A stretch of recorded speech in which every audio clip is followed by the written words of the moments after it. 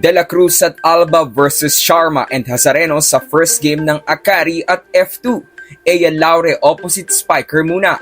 Petrogas mamaniin lang sila Bombita at Pacres. Good day ka-trending, this is Ron Michael, the voice artist of this channel. Ngunit bago natin yan pag-usapan ay huwag mong kalimutan mag-subscribe and click the notification bell para updated ka sa latest Pilipinas volleyball trends.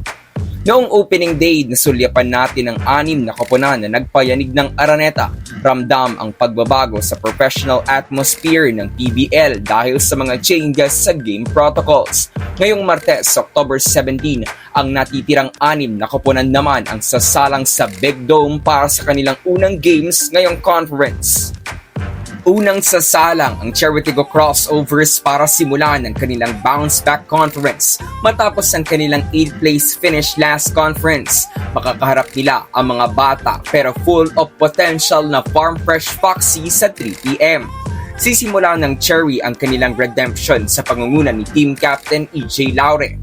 Mataas man ang porsyento na hindi maglalaro si Mylene Paat sa kanilang unang game, madami namang mag-step up para sa team. Asang si Ea Laure ang take over sa posisyon ni Mama P.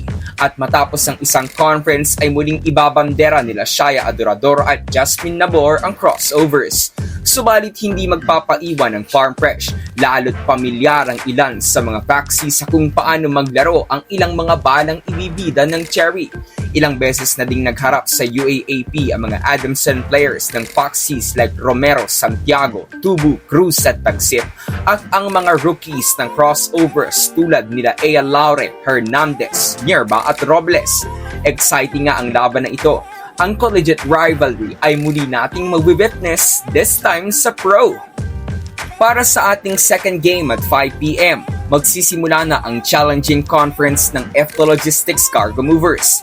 Dahil no KKB, kailangan ng bagong top scorer ng F2 o kaya naman pagtulungan nilang punan ang mga puntos na hindi nila maaasahan kay Kiana. Bukod kay D, tila hindi muna maaasahan ng F2 ang kanilang main libero Don Macandili dahil sa injury. Gayunpaman, pwede nang i-maximize ni Coach Reg ang pagdating ni Marian Andal sa team. O kaya baka may ibang player na naman tayong makitang lumaro muna as a libero katulad noong nakaraang reinforce kung saan naglibero sila Abby Maraño at Aragalang sa unang games ng team. Hindi pumabor para sa team ang ganong move last year, kaya tingnan natin kung gagawin ulit ito ngayon. Tila alanganin nga ang F2 sa kanilang first game dahil kung sila ay nabawasan ng puwersa, mas pinalakas naman ang kanilang first game opponent, the Akari Power Chargers, dahil sa pagdating nila Justin Nazareno at Fifi Sharma sa team at ito nga ang kanilang magiging debut sa pro.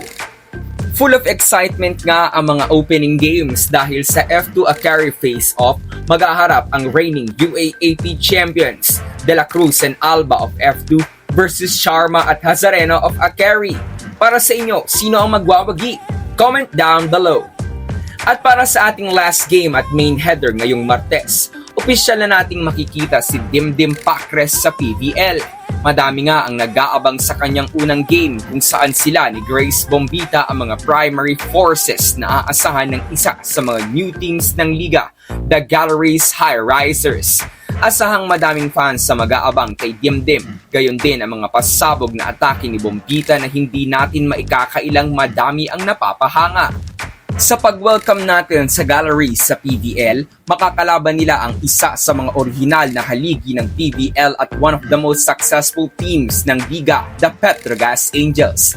Ang trio nila Soltones, Sabete at Pontillas ang mangunguna sa Angels para pigilan ang mga bombang papakawalan nila Pacres at Bombita.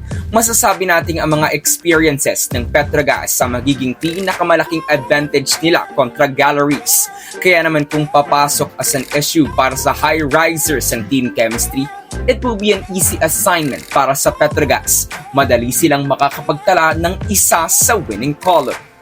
So that's it for today's video ka-trending. Do not forget to subscribe and click the notification bell para updated ka sa latest ganap ng women's volleyball sa Pinas. Thanks for watching. Bye for now!